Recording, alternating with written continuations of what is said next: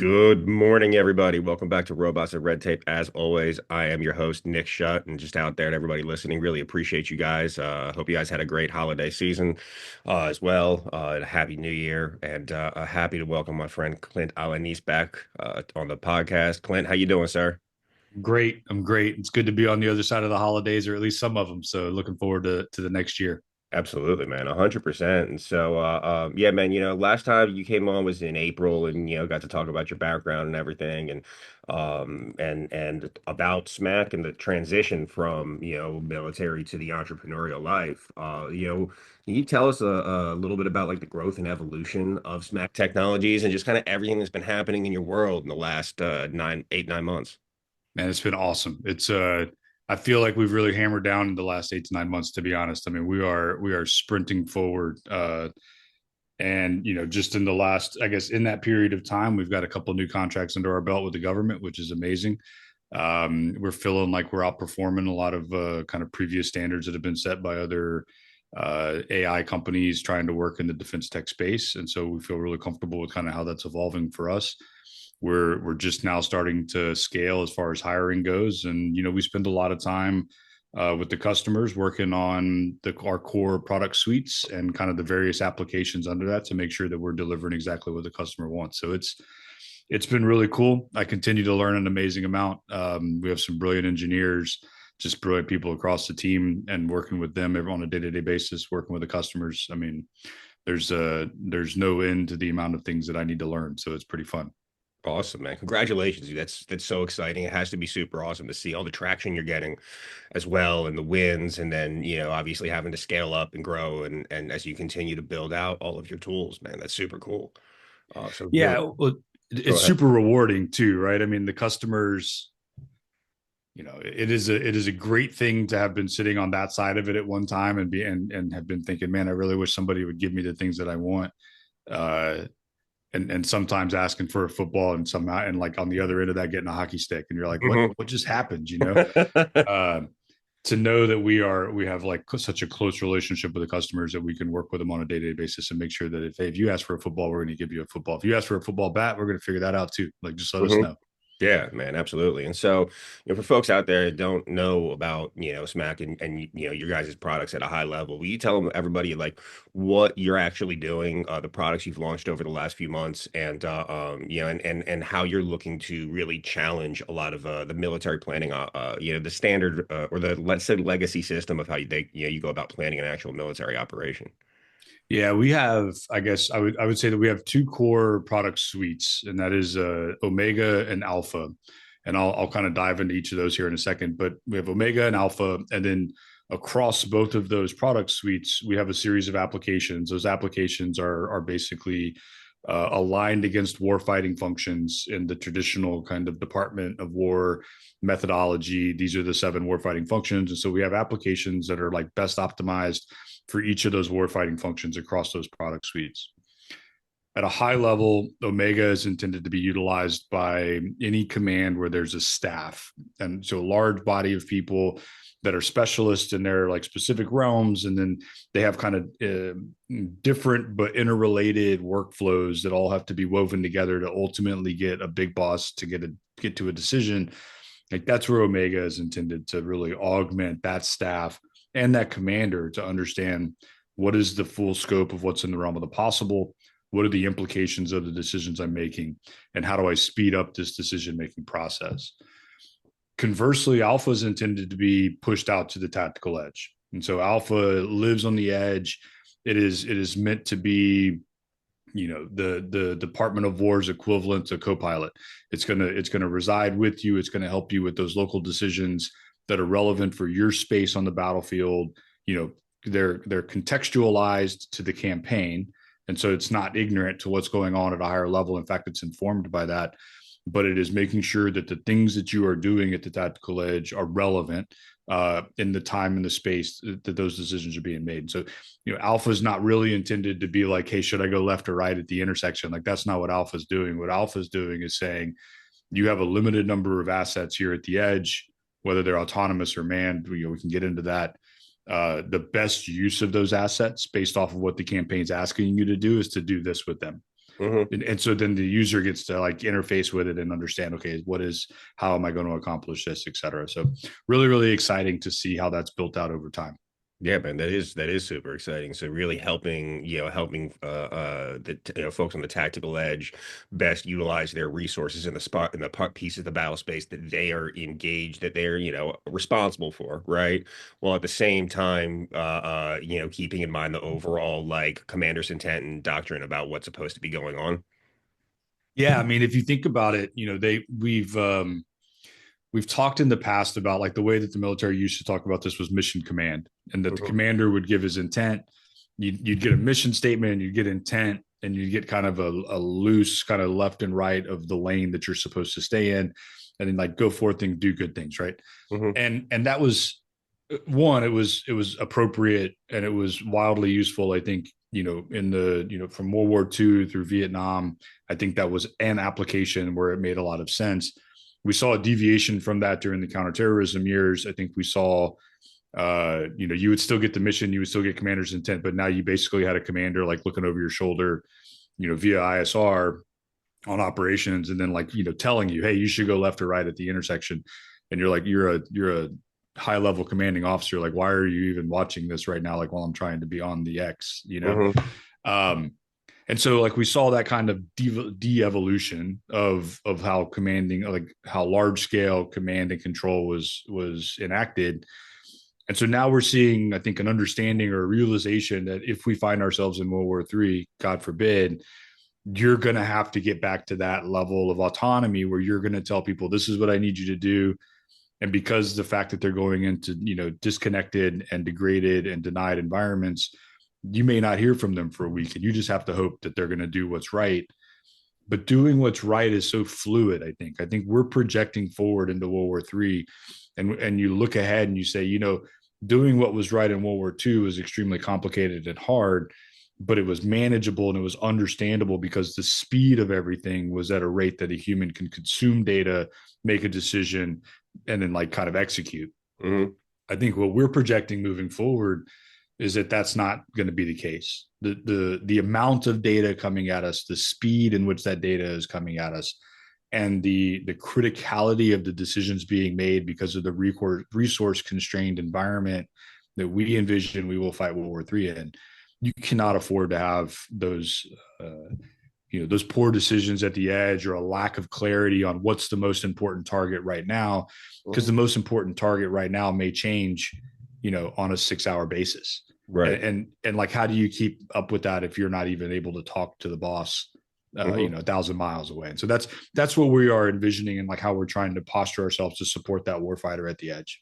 Yeah, man. No, that's fantastic. And from a legacy perspective, right? Obviously, it changes, but how are military operations like planned now? Yeah, it's tough. I think there's two parts to that, and if you talk to the practitioners, you would talk in terms of plans. Plans is we're going to put together as solid of a plan as we can based off a bunch of assumptions, based off of as much clarity as we can get, and we're going to try to accommodate every eventuality through these plans. And those plans are continuous. They're always making new plans. Like the plan never sits on the shelf, like how you hear people talk about. It's always being updated. It's always being refreshed.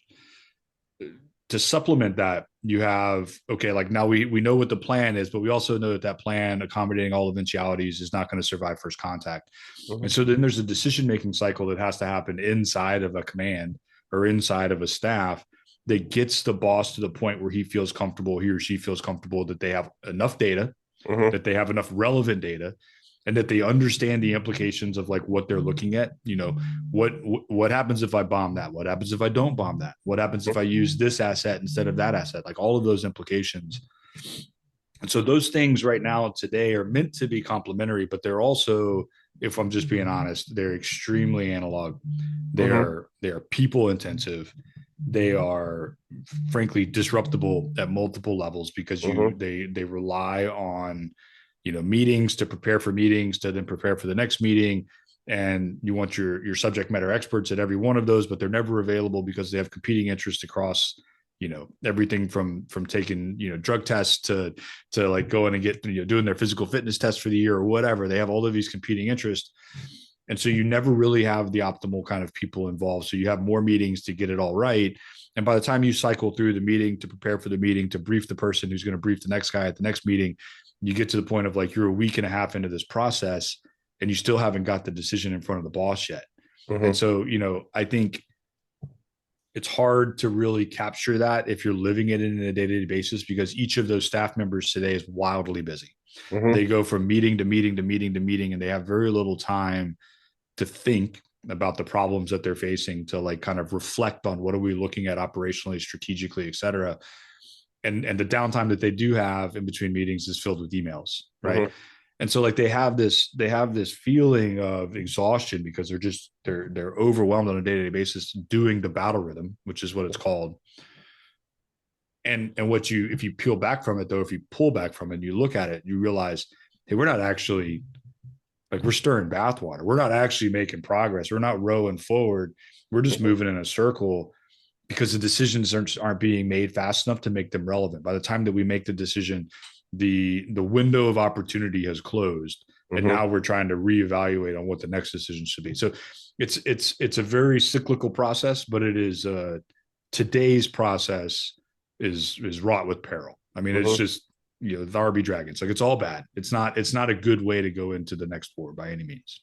Okay. No, absolutely, man. How do you, I mean, I know you guys talk a lot about decision dominance, at Smack, and what do you mean, and how do you plan to disrupt this cycle that is just, frankly, it takes too long. And I think that, like, when we're, the length of time is not ideal when you're dealing with, like, let's just say terrorist groups, or armed militias or things like that. But when you're talking about like peer level adversaries, whether it's China or China, or Russia or somebody along those lines, right? How does and I think that the requirement for speed becomes so much more important when you're dealing with somebody that can like hang at your level.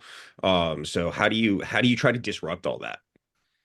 Yeah, what I mean, I guess what is the saying? Like, the first step in making progress is identifying that you have a problem. Like, Hmm. I think the good news for us is that the Department of War has recently been very aggressive in saying, "Hey, we have a problem. Like, there is a problem here. This is not sustainable." And I think that as soon as they acknowledged the problem, it made it viable for people to come in and offer disrupting or disruptive technologies to try to address the deficiency. Right now, I will say, and just because I think it's important, there are a lot of people, and I won't say that they're selling snake oil, because it's not necessarily snake oil. Hmm. What There are a lot of people attempting to answer this problem, on behalf of the department, and so it is exciting to see the number of very brilliant people trying to come together with different solutions and different ways of putting solutions together to offer this, or to offer the solution.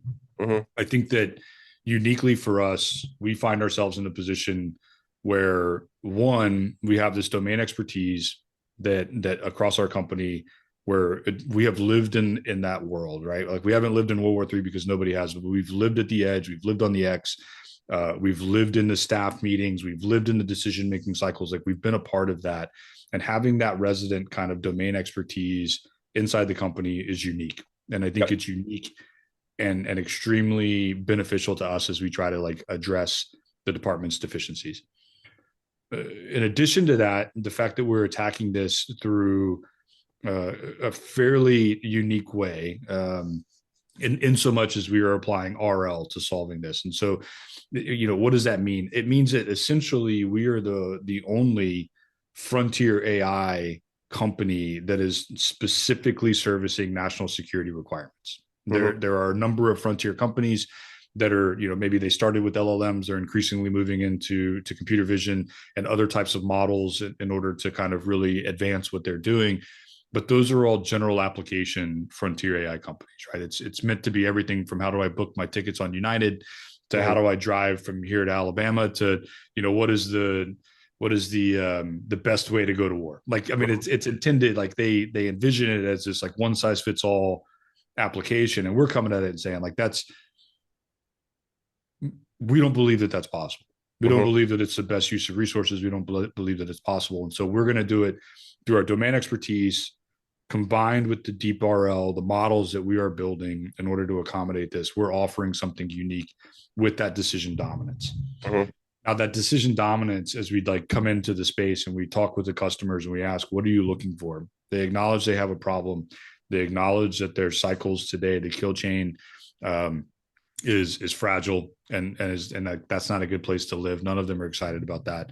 And so then we get into the weeds with the customers, and it's like, where are your pain points? The military doesn't always talk in terms of pain points, but like, where's the problems? Who's the problem? Like, let's point them out. Let's talk about exactly what it is. And when they do that, and we're able to show, hey, look, we're not coming in here and saying, give me a bunch of money and I'm going to give you the best thing ever. We're going to come in with a prototype and we're going to show you the prototype and say, hey, this is what we've already done. Like, this is what we have today. This is not meant for your use case. This is meant for like an example of what the system is capable of doing in a generic application, or maybe in a specific application, but not necessarily refined to that customer's use case. This is what's possible. Does this interest you? And if it interests you, what would you like to see different about what we're doing? Would you want more maritime environment? Would you want more aerial environment? Would you want more defenders having a stronger A2AD system or a weaker A2? So we can structure it specifically to what they want. And I think that that's kind of the third thing that makes Smack so unique is that we're that defense tech startup that is willing to pivot at the drop of a hat. If the customer says, I want it in blue and walking backwards, like we'll figure it out. You know what I Right. mean? Like that, like just tell us exactly what you're looking for and we're going to get there. And so I think the domain expertise, the model in which we're employing and the unique technologies that we're applying against the problem, plus the fact that we are extremely adaptive to what the customer requires, makes it much easier for us to move into this space, disrupt kind of what is the status quo, and not have people feel like we're doing it for the bottom line or Right. feel like we're trying to come after people's jobs or any of that type of stuff. Like we are generally well received, and the fact that we come in and say, hey, this, let us prove it. If Mhm. we prove it and you like it, like, let's go. If you Yeah. don't like it, no big deal. Like, keep Mhm. doing what you're doing. And I think that that's a refreshing way to approach it. Yeah, I completely agree, and I really like the point you made around your domain expertise specifically. I think that the generalized AI companies, the larger ones or even the mid-sized ones that have been doing a lot of different things and have applications across a lot of different areas, I think they can absolutely solve a lot of problems, or approach and try to address a lot of problems. But I also think that they should be, let's just say, working on lower stakes problems because I think if and like you said, God forbid we get into another like full scale open conflict, whether it's a World War III or just another one with a large with a peer enemy. Um, you know, the margin for error is so small, right? And yeah, personally, I'd feel much more comfortable with people like who are building a system to address problems that they themselves sat in specifically to fix those issues, when you start talking about military planning, and military operations, right? I mean, 100%. The shared misery is a great way to build camaraderie, a great way to build morale and like closeness. And the fact that we've lived in those worlds and like, hey man, I've done the skull dragging of going from battle rhythm event to battle rhythm event and having the meetings and not having and like just taking frantic notes and not even knowing what meeting I'm in or why I got there. Like Hmm. that is the world that I have lived. And as you know, right, like we've lived on the X also with that, Hmm. two radios, one in each ear, two different people that I'm talking to, both asking me questions, both need immediate answers. Those helmet fires from back then. My fear is that is a what we considered to be a helmet fire during the middle of like counterterrorism days on an X trying to deconflict problems like locally, is going to look laughably simple to the people that find themselves in that next large scale conflict or that next high intensity conflict where that helmet fire is going to be wildly overwhelming. And so I think that just the fact that we've had exposure to it Hmm. and that we can come in and we kind of laugh about a lot of times. I don't really actively try to have meetings with super senior individuals on the military side. Like, I mean, I'm always interested in what the general or the admiral has to say, and obviously like I want to make sure that we're addressing their requirements as well. Hmm. But I really, really want to know what that staff person's life is like. Like, I want to know what that E5 to E8 enlisted person's life is like on a day-to-day basis. How's that O3 to O5 living and slugging it out, both at the edge and on the staff, and Hmm. talking through like, how can I make your life better, man? Like that's what I want to focus on. And so it's exciting because I think a lot of times those people are overlooked, right? Like the big companies that have founder teams that aren't coming from this world, or just have evolved. They were founded in World War I or World War II, and now they're a behemoth in the space. And they're now led by essentially like a managerial class of people, like not because they're bad people, they're majorly talented and Hmm. intelligent. But those guys aren't trying to bust in and get like at that low level conversation, be like, dude, tell me what hurts. Tell me Hmm. why it hurts. Let's figure this out. Those guys are hiring former admirals and former generals, and they're going to like tea parties like on the back end. It's like that's amazing. It is a business strategy. It is not the place that we focus, because at the end of the day, like I'm more worried about making sure the warfighters are prepared. Right. You want to talk to the people that are actually doing the work and have the pain. Oh, Yeah, I mean, right. and to be fair, like there's going to be some admirals and general officers that are going to have a lot of stress and a lot of pain and a lot of like really hard decisions to be making. We want to help them out too. Hmm. But I think our opinion is we're going to help them out by making sure the staff is better, and that we're going Yep. to get the right information to that decision maker far faster and more accurately than they would have otherwise.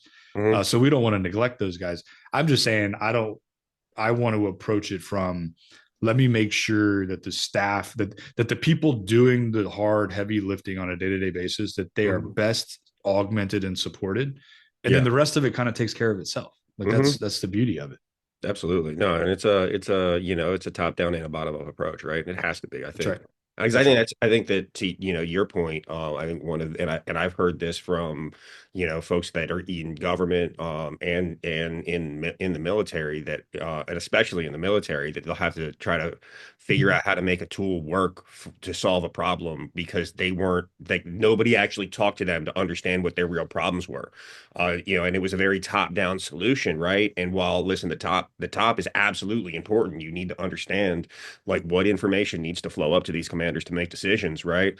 If you're not engaging the people that are actually doing the work to gather and like curate that information and give it to the commander so that they have the right data, yeah, you're just going to be I don't like you're not going to be solving the right problem, frankly.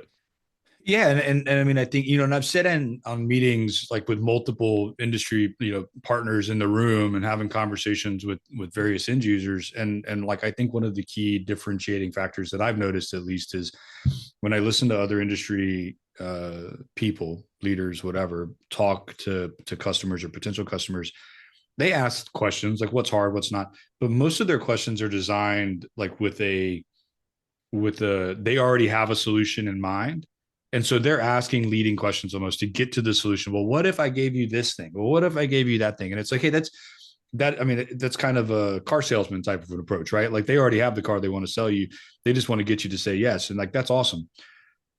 We sit in those same meetings, and like the conversation is like, what's your day like, man?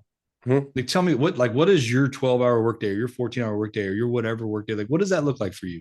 Oh Mhm. damn, like that sounds really awful. Like how do you get food when you're in this environment? Like how do you sleep when y'all are in an exercise and it's like 24/7 operations and you're the only person that has the expertise to answer this problem? Like how does that work? And so like I'm not leading them to a solution and saying like, well, what if I gave you like a little bit more of this? Mhm. It's like, well, just tell me about your life, tell me what sucks. Yeah, man. Oh, okay, well, wow, like maybe I can help with that. Let me go think now, how Mhm. can we help you with that problem? And like it's just a different approach. It's a different mentality on how do you treat the warfighter. Are they are they a customer that you're trying to wedge into the car that you've already got on the market to sell them, or are you asking them in a way that you can build the car specifically to what they're trying to get done? And like we're definitely the latter of Yeah. that. Absolutely, man. No, 100%. So no, we've talked about how like operations are planned now, right? And the cycle, but using like Alpha and Omega, how does that change for commanders? Whether it's at a strategic, strategic planning or like a tactical plan, but also more importantly, how does it empower commanders to adapt in real time? Yeah, I mean the best thing, or I say one of the best things of what we offer, in my opinion, is the fact that a commander has the ability. to understand the implications of the decisions that they're looking at. Mm-hmm. And it is generally speaking, the way the system is designed is that we surface courses of action for the boss. The boss says, this is what I want to have happen. This is how I want to have it. These are the assets that I have at my disposal. The staff gets involved. They mess with that. They tweak it. They work it through the workflows. Like, it's a very collaborative across different domains. And at the end of that, but again, comparing like weeks to minutes, right? Like, I mean, that is the timeline compression that we're talking about. But in those minutes, then you get to the commander, and what he sees, or what he or she sees when they look at those courses of action, is, if I do course of action one, the implications to me and my force are this. I'm Mm-hmm. gonna, and it could be good or bad. Hey boss, if you pick one, COA A, like, you're gonna run out of gas in 3 days. Mm-hmm. Like, well, that's not a great option. But maybe it's worth the risk. Like, what does that look like, right?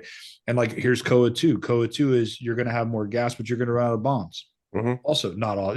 So you can have this ability to forecast Mm-hmm. and say, what about the decisions that I'm making? Am I addressing a risk, or am I seizing an opportunity? And like, that's an important distinction in and of itself. When that distinction's made, what are the pros and cons of each of those? And then, like, what do I think is going to happen, right? And like, that is a very unique thing that we offer. So on top of time compression, on top of alleviating people hours and saying like, hey, this collaborative thing can happen electronically. You don't all have to like gather up in the same room, or have multiple VTCs, video teleconferences, with people coming in from all over the world to like collaborate. Nope, we can do it like grown-ups. We don't even need PowerPoint. Like, let's do it like this. You can make these things happen. You can be far more efficient as a staff and more resilient as a staff. But Mm-hmm. then ultimately, when that decision maker gets to making the decision, what are the implications of this? Like, Mm-hmm. how am I best utilizing the resources that I have, and what's going to happen based off of the decision? And then you just live that cycle, Mm-hmm. right? And that cycle spins Mm-hmm. so much faster than how it does today. I mean, we don't even have the way that most things happen today. We don't even have a really solid assessment mechanism in place for like the decisions that we're making. So we don't even know, today, when when a high level commander makes the decisions, like, did we do what we thought we were going to do? And it's like, I don't know. Yeah. And Mm-hmm. that's a horrible place to live in, right? So we have the assessment built into it. And so it's just as it is such a better process writ large when you're living in that world, that I think that I don't even know how you would live without it. Now, that's mainly Omega. Mm-hmm. Alpha, and I just want to touch on it briefly, or we can go into it more, whichever you'd like. But Mm-hmm. the cool thing about what Alpha offers in the long term is that increasingly, I think, as the department moves away from to maybe the traditional manned conflict, into we're moving into autonomous kind of engagements, or autonomous utilization inside of engagements. I think the way that we talk about that is like, hey, we need intelligent autonomy. Like, Mm-hmm. there is a difference, a key distinction between autonomous systems and intelligent autonomous systems. And I'm not saying that the things that are out there today aren't wildly like technologically advanced. They're very good at what they do. They can fly, they can dip, they can dive, they can duck, all those things like dodgeball. Mm-hmm. But the reality is like, they're not coordinated in a larger sense. Mm-hmm. There's not an intelligent autonomy that is saying, not only the target has changed in the last couple of minutes, but the best way to sense and affect the target has changed. The best leveraging of assets available has changed. And so we think that Alpha gets you to the point where you can have autonomy, intelligent autonomy at the edge, and that allows you to then realize the force efficiencies and the economy of force that ultimately I think the department is striving for. And just to give a little bit of a converse look at it, when you think about how Ukraine is being fought right now, like, the big thing with Ukraine is that there's autonomy being employed, but it's not true autonomy. It's FPV autonomy for the most part, Mm-hmm. right? And so what they're running now is they're essentially running fiber and Ethernet Yep. all over the front line, the FLOT, to enable these, quote unquote, autonomous systems to go forward. And what those really are is, they're not autonomous, they're just unmanned. And Mm-hmm. that's okay. Like, that's great. Like, there are people savings in that, and that's an important step. But I think where people envision it going is that if I'm at the tactical edge and I have alpha, I'm going to say my mission in this campaign is to reduce, the A2 AD threat in this area. And alpha is going to tell me the best use of your autonomous sensors, your autonomous effectors, your little robot dogs carrying all your batteries and food is this. You hit execute and they all start operating while I'm handling like the things that I need to be doing locally, right? Yeah.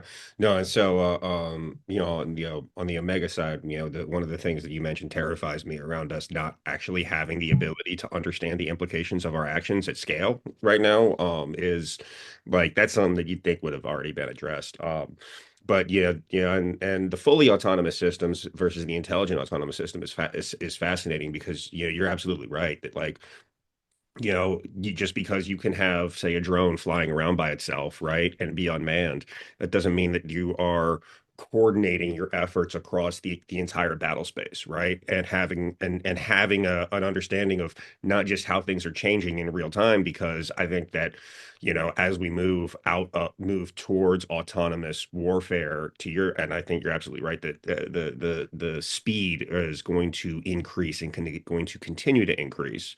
Yeah. And how do you make sure that you're not overusing assets to decreasing and then increasing like logistics demands on the organization overall.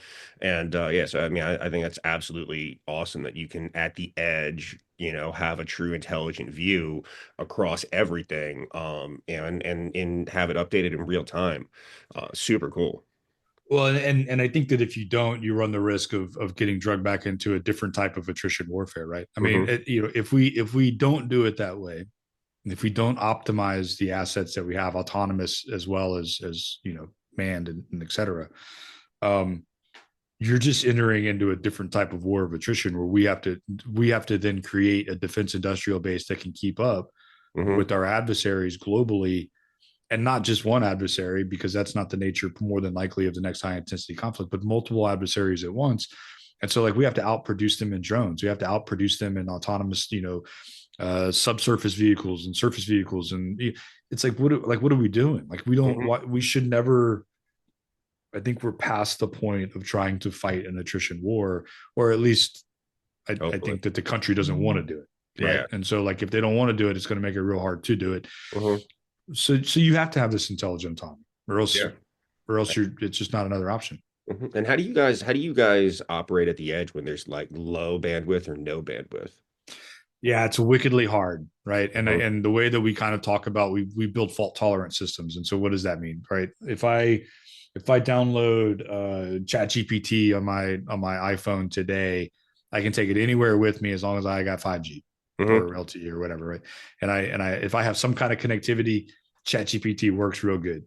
as Mhm. soon as i as soon as I hit a spot where I don't have connection for one reason or another, it doesn't like it doesn't give me some answers. It gives me zero answers. It says Mhm. disconnected, cannot help you. Like, Mhm. find another person to ask. Yeah. Um, And to and to so that point, if you're like on your Wi-Fi and you drop from, well, you say you're, yeah, and I've done this. Like I'm in the middle of talking to it and I drop from my Wi-Fi to the cell sit, to cell, any connection interruption and it's just done. that's right. Hmm. And so you can't have that, right? I mean, if we know that we're going to go into a high intensity conflict where you're going to be living in a space where you may or may not have connections, like at any given point, you have to have what we would call, like I said, like default autonomy, which is basically a graceful degradation of the model.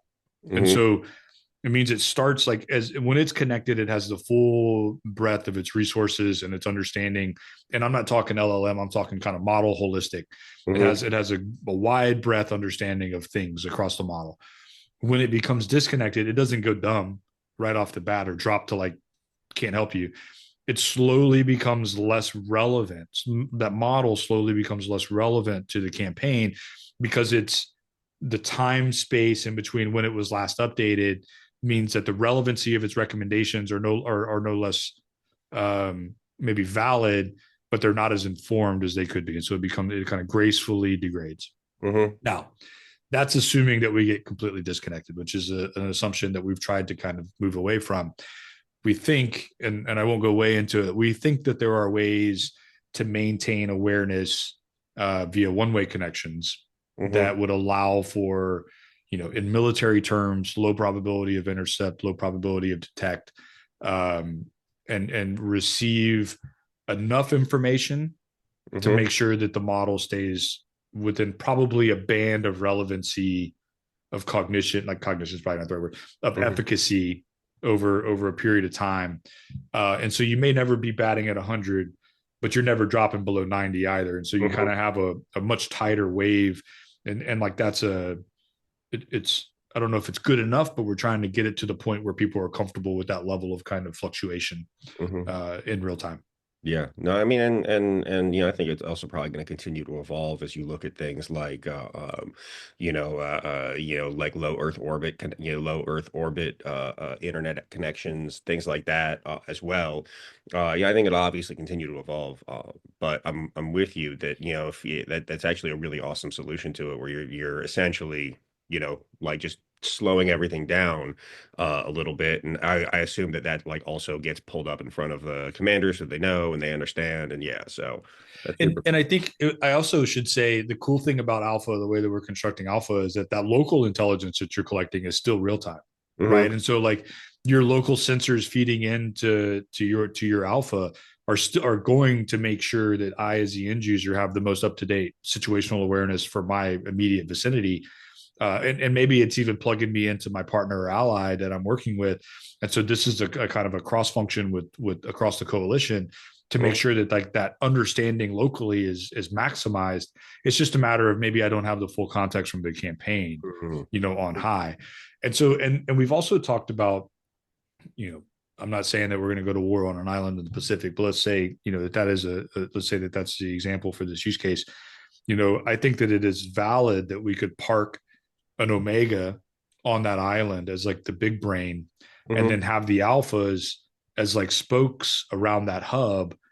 And now you could almost have a contiguous kind of mm, awareness in this local area, this local island area, which may be hundreds of miles large. Um, and like, so that awareness is as solid as it can be. And your recommendation engine relative to that awareness is perfect or as good as it can be. And then it's making the omega in that instance would be the thing that's responsible for doing the up and out communication episodically, while Hmm. kind of keeping everybody else collectively working together. So I think there's some really really cool applications to this, depending on what the environment is that we're talking about, what the adversary looks like, et cetera. But we're really excited on what that could what that could look like.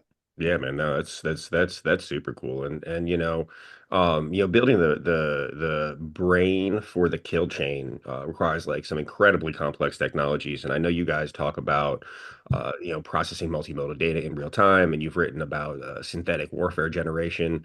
Can you break these technologies down for us a little bit more? Yeah, I mean, I think so. Let's talk about the synthetic warfare generation first, maybe, because that's an interesting part of it. And I think that a lot of times, people have a little bit of a hang up on, how accurate can synthetic data be? And Hmm. I think the thing that we would say is like we haven't fought World War III yet, so nobody has data for World War III. And if they tell you that they do, like they're incorrect in whatever it is that they're saying. So without data for World War III, you're left with the options of inferring lessons learned from other conflicts. And so Hmm. looking at, I mean, maybe World War II, looking at Korea, looking at Vietnam, looking at counterterrorism days, um, looking to like kind of major battles. So like looking at Fallujah or looking at Ramadi or looking at Marja and trying to like draw comparisons that have application like on a larger scale, or maybe Ukraine, right? Like as Hmm. a more kind of a contemporary example. So you're either trying to infer lessons learned from those kind of events, historical events, and pulling them forward and projecting them into World War III, or you have to create synthetic data. And Hmm. just by the fact that we are creating synthetic data probably tells you the way that we lean on this is that those lessons learned, not only might they be inaccurate, Hmm. they may be dangerous to assume that that's what World War III looks like. I completely agree. I And completely. so we create this synthetic environment, and it's all physics based. So we're not making stuff up, right? Like this isn't like moon rocks and space lasers. Like this is real. It's based in physics, both from a from an object standpoint. And so an object relative to the world state, how does a ship perform at sea? How does a plane function at different altitudes? Like all of these things that are very physics based for objects, but also the way that like sensors perform in an Mhm. environment. So what is, how does EOIR work in this space? What if it's foggy? What does SAR do? What does LiDAR offer you? What does ELINT offer you? Like all of these different factors. And those are all physics based kind of extrapolations to say, this is the holistic synthetic world state that we've created. And we can fight World War III repetitively inside of this world state. And what we've essentially created with the RL engine is the ability to put agents all over this world state watching World War III be fought out and Mhm. watching it from different angles, Mhm. watching it from different perspectives, watching it from the rifleman at the tactical edge all the way up to the commander at the highest level, watching Mhm. it from the red side, watching it from the blue side, like taking all of this data. And so what the synthetic environment allows you to do is pull so much more data Mhm. out of it, right? Yeah. And more relevant data Mhm. is what we would argue, right? And then you basically pull that forward into like, okay, now what? So in real Mhm. time, what we have is we have a sensor. Sensor fusion is probably an overplayed term. We have the ability to take all of that multimodal data that you talked about, including sensor data, raw Mhm. or processed, which is unique, I think, and at the edge process that information. And so the intelligence community or the military practitioners would talk in terms of PED, right? Processing, evaluation, and distribution of Mhm. intelligence. And so basically it's like I get the sensor data, someone has to evaluate it.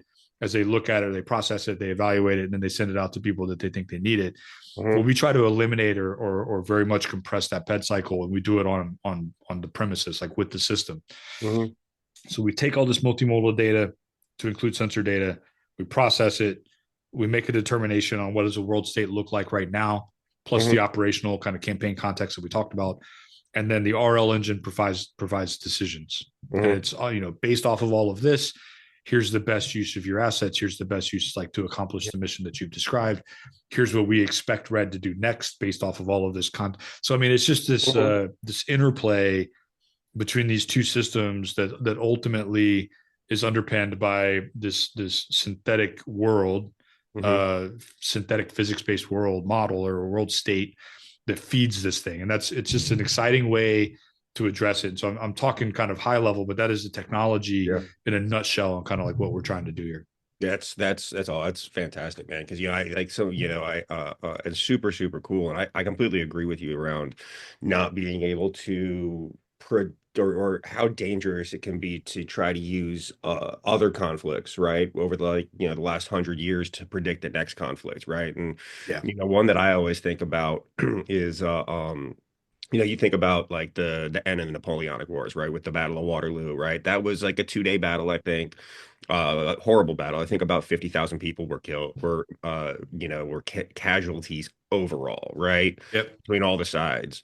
In the first month of World War I, over 600,000 people were casualties, right? Yeah. And like I know that like on one of the early days in yeah, I want to say the Battle of the Frontiers or what have you, the French led 27,000 people killed in one day, right? And you just you cannot use, especially over such a big time scale, right? Because, like, let's be clear, it's been 80 years this year since World War II ended, and over such a large time scale where there just hasn't been such a high intensity conflict, that data is now useless, right? You look at World War I to World War II with a 20-year gap, right, or a 19-year gap, like that is more useful, right? But now like when you start talking 80 years, 100 years, just a century between, hopefully between large conflicts, like Yeah. that data is just, I mean, it's just history at that point, right? Yeah, I mean, it tells. I mean, there's like we talk about it. So I fought in Fallujah, right, in the Battle of Hmm. Fallujah, Second Battle of Fallujah. So that was what November of 2004. Hmm. So we're like what 21 years after the Battle of Fallujah, which is not ancient history and Hmm. was arguably high intensity. But there's no, I mean, there's very little lessons learned that I would pull out of that to talk about like how would we, defend Taipei, or Hmm. how would we attack Kaliningrad? Like Hmm. these are it's just such a like what are we talking about? Like Right. we're it's apples and dump trucks, right? So it's Hmm. like how do you pull a comparison out of that? And even having lived it, other than maybe you could talk about like the value of morale, you can talk about people's willingness to face risk. Like you can Hmm. certainly contextualize and maybe even draw some hard kind of metrics out of the morale of an organization and like what does that mean for its fighting prowess and so on. Hmm. But like those minor lessons are not something that you can draw like a large understanding of how do we think we're going to fight World War III out of. Even Ukraine, like I said, even Ukraine with the most recent high intensity kind of environment that we've heard of, like that has little to no bearing on what a war in the Pacific would look like if that's where we found ourselves in the next war. Like it just doesn't. Hmm. And to tell ourselves that it does is lying. And Hmm. so like, okay, so how do we have to do this in a new way. And that's what we're doing. No, dude, that's awesome, man. And how do you guys address interoperability between like coalition or allied forces and network? So yeah, dude, it's hard, right? Because like I mean the biggest limiting factor in that is policy. It's not necessarily anything else. Hmm. Um we are, you know, what's interesting about kind of how SMAC has approached this, and again, because I think because we have the domain expertise and because we understand the problem, like we started this whole thing saying we're going to build a joint tool. Hmm. Like now you can't sell a joint tool to the Department of War because there is nobody that buys with joint money, right? Hmm. Like they don't, the acquisitions is service based. And so Yep. like maybe DIU nowadays, but primarily it's all service based. And so we build a joint tool, but we sell it to different services because that's how we have to do business. Hmm. We envision the same when we talk about the coalition. And so when we talk to allies or partners around the world and we talk about, hey, what would Omega look like for you? The vision that we have is like, hey, we from the very beginning, we built a combined joint tool that is meant to bridge these gaps. The fact that there are policy limitations in peacetime that like make that problematic, Hmm. it is what it is, man. Like as a business person, like I can't do anything about that. But what I can do is I can make sure that we have the best possible product out there for the warfighter on the allied side or on the coalition side, across the joint force, et cetera. And the day that we find ourselves in that high intensity conflict and policy says, you know what, we should probably just give them the information faster so that we can win this war. Like the system will already be in place and it's a flip of a switch to make it happen at that point, as Hmm. opposed to, reworking an entire apparatus around like, okay, well, now the policy says we can share it. Like, let's figure out how to share it. Right. It's already there. It's already embedded. It's just ready to flip whenever they say, hey, like, let's go. Yeah, dude, that's awesome because especially when you start looking at, yeah, these larger conflicts, right? Like World War II is a great example. World War I, World War II, where, intelligence sharing becomes a lot more desirable when there are lives on the line as opposed to, national pride, I think. Dude, I mean, you can't, the funny thing is, depending on where you talk about us finding ourselves in the next war, Hmm. you know, 2/3 of the bullets, 2/3 of the resources, like assets, like sensors, wherever we find ourselves fighting, are not going to be American. Like they're going to Hmm. be an allies of some form or fashion, whether it's in the Pacific, Europe, or the Middle East.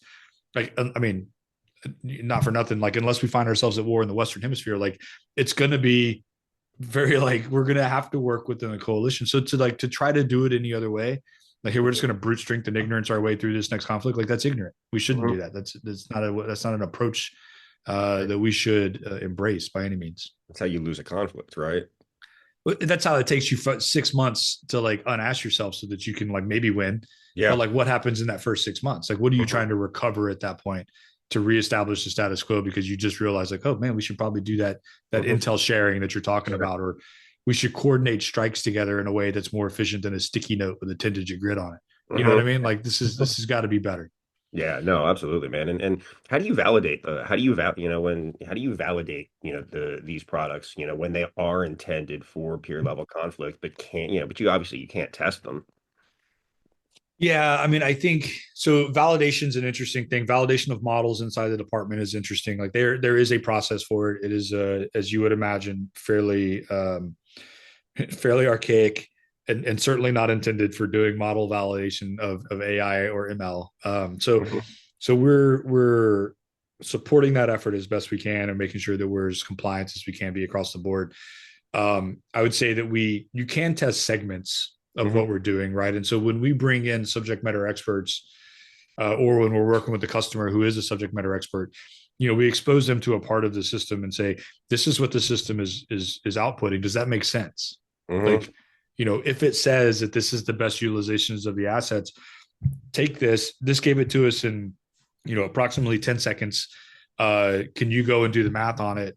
Let us know. Does that match how you would do it? Hmm. Take as much time as you need. If you come back 3 days later and you're like, yeah, it's good, or it's not exactly how I would do it, but it's 90%. Like those are all valid like points that we can then ingest into the system. Hmm. The other thing that we're increasingly finding is that people want us to assist them on wargaming. And Hmm. wargaming is a super interesting world for us, not because we necessarily want to get into the wargaming business, because it's not really a lucrative place to be in defense. Hmm. Um, but what it does allow, especially when we focus on supporting wargaming on like attrition or Hmm. on resource utilization versus how the staff planned it versus how the system planned it, like those are super important touch points for us to pull back into the system to help us understand, are we moving in the right direction on this, are we off base altogether, if this if this event happened and our attrition engine said that this is what the attrition would be, is it believable? Like, did we totally like magic dust this thing? Like, how do we get to where we need to be on it? So wargaming is a place that we are, it wasn't where we started. But when a customer says like, hey, could you help us with doing wargaming? It's an interesting thing that we think we can do. Yeah. Yeah, no, absolutely, man, 100%. And man, as a as a former commander, yeah, how do you train?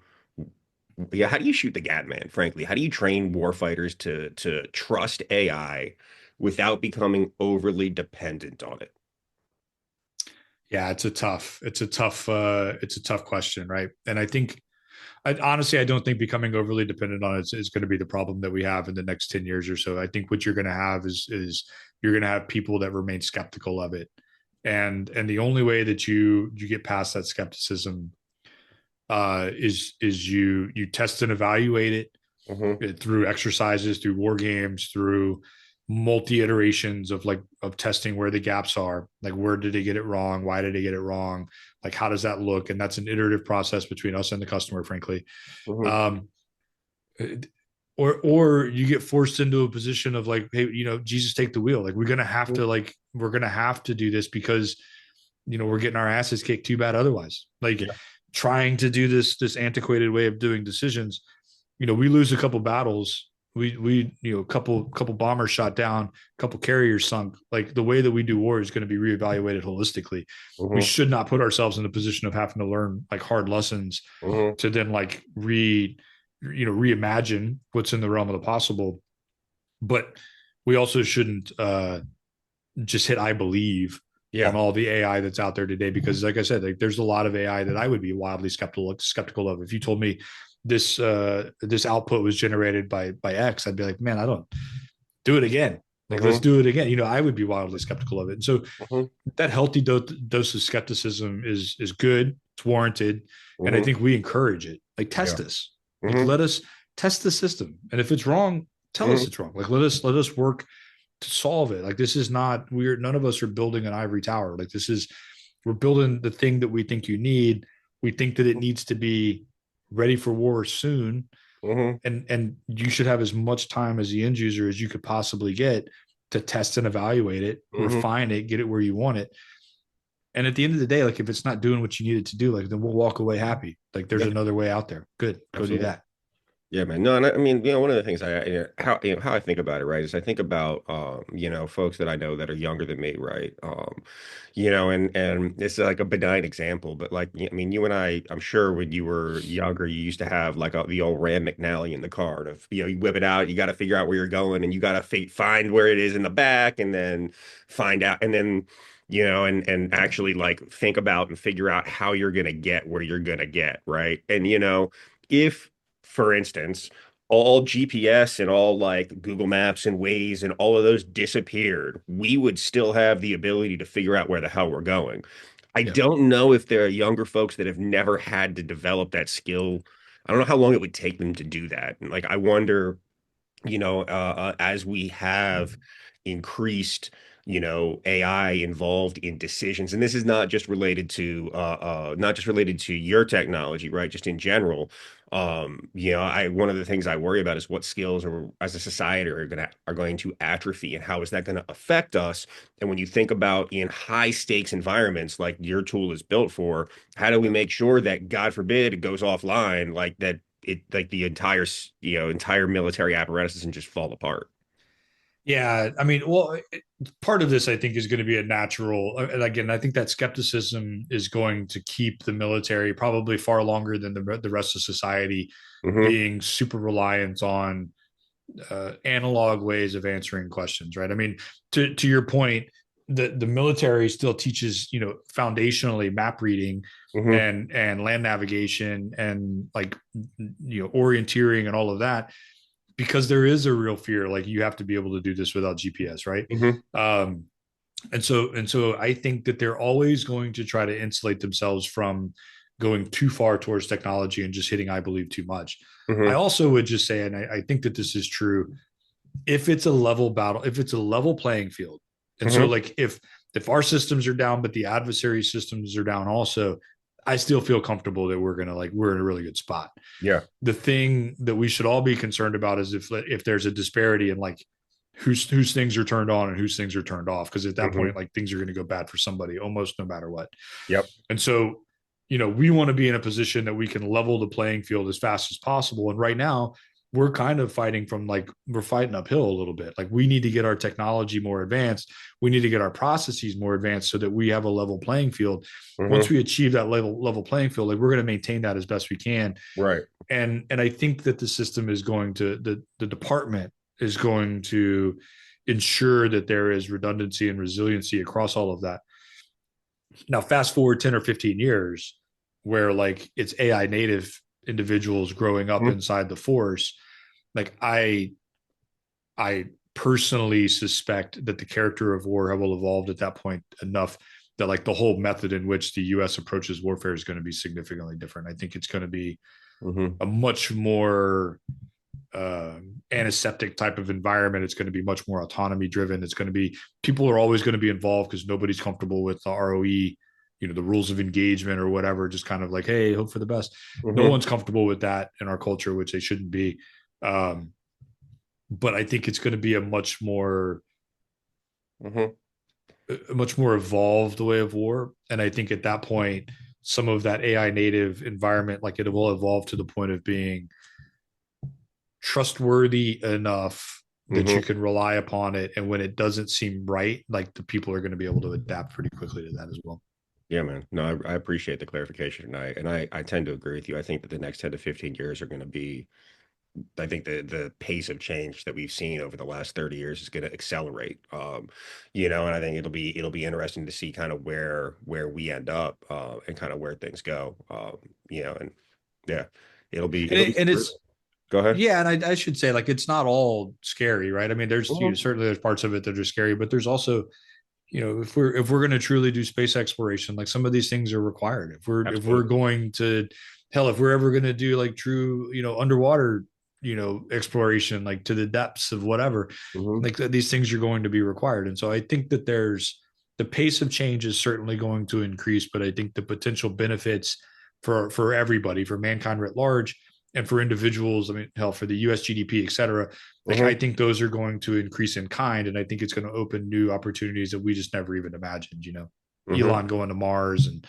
moon Yeah. bases and all that shit. Like I think that only happens if we have this apparatus that's in place that allows us to really the stretch our legs, as it were. I completely agree, man. And then, yeah, and in morally, like in ambiguous or morally complex situations, yeah, how do we make sure that the human stays dominant as opposed to like the algorithm?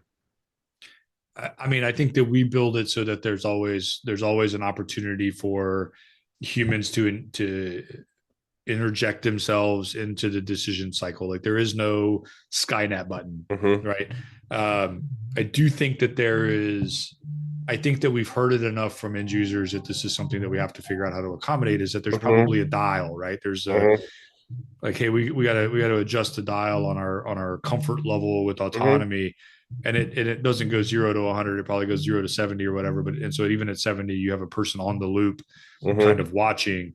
Um, but I think that that's just the reality. I think Yep. that part of this gets uncomfortable, but it's if we're being honest with ourselves, it's the uncomfortableness that has always been associated with warfare that we desperately tried to remove over like 20 some odd years of counterterrorism.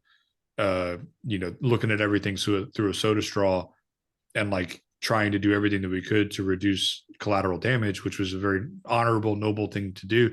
But it is not the norm throughout America, like throughout warfare or the history Nope. of warfare. And so like we should understand, because I know you're a Clausewitz guy, like we Mm-hmm. should understand that if warfare is an extension of policy, just in like by other means, then like if policy says win the war, that doesn't mean we're going to like throw all that moral and like ethical stuff out the window. It just means the context has changed and Mm-hmm. we have to figure out what does like that war look like, and Mm-hmm. we have to accommodate that. and Yeah. and so you know No. the nation is going to have something that they want to achieve, and we're Mm-hmm. here to try to help them do it as best we can. Yeah, man. And I think it was Moltke. Moltke, I forget if it was the elder or the younger Moltke who said that like the best war is a short war and it has to be brutal. Let's make it as brutal as possible for the and so it's as short as possible. Because like if you manage a short war, like less people will get hurt in the long run, you know? I mean, I think that that's proven true throughout history, right? I mean, Mhm. the difference between 100 years war, the Peloponnesian War, and something that happens like in a matter of days and hours. Like, I mean, I think it speaks volumes about what the difference looks like. Not necessarily something I advocate for. I mean, Nope. none of this is something I advocate for. If anything, we consider ourselves to primarily be a deterrence engine. Like the whole thing that we're trying to do is create that environment where you have the option to maximize lethality, Mm-hmm. because that's what the nation requires us to do. But the fact that you can maximize lethality better and more efficiently than the adversary is a deterrent factor, so Mm-hmm. that you don't have to turn it into compellence where we're getting them back to status quo, right? So like, that is the world in which we want to live, I think. Yeah, man, I agree with you. I completely agree with you, Clinton. And man, my last question, man, what's next for you guys? What's next for Smack? Where are you going from here?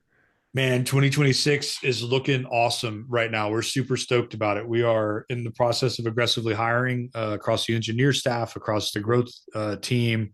We have that traction that all indications are that they want us to expand what we're doing, and so rapidly moving from prototyping into production, getting these things placed at the end users, like in COCs, on ships, on planes, like users like sitting in seats, on fingers on keyboards.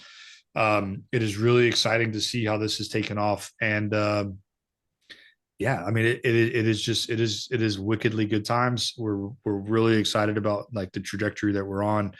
Um, and we got a couple of really interesting and positive announcements coming out in the next month or so. So we're excited about what's ahead. Dude, that's fantastic, man. Congratulations on all the success you've had. Congratulations on a fantastic year, man. I really appreciate you coming back on, telling me more about the technology, telling everybody more about the tech. And dude, congrats. That's just fantastic, man. I love what you guys are doing. It's exciting times. It's exciting times, and like I told you before, like it's a good time to find myself as like the most ignorant person in the room more often than not, Mhm. and able to find and learn from all these brilliant men and women around us, like on the tech side that are eager to support national security, and then also to be sitting in with the customers and understanding like, hey, this is something that we actually want. This is something we need. Mhm. So it is exciting times, and it is personally gratifying, Mhm. and I feel good about how things are going. Awesome, man. Really appreciate it, Clinton. Everybody, thank you so much for listening to Robots and Red Tape. I hope you're having a great day.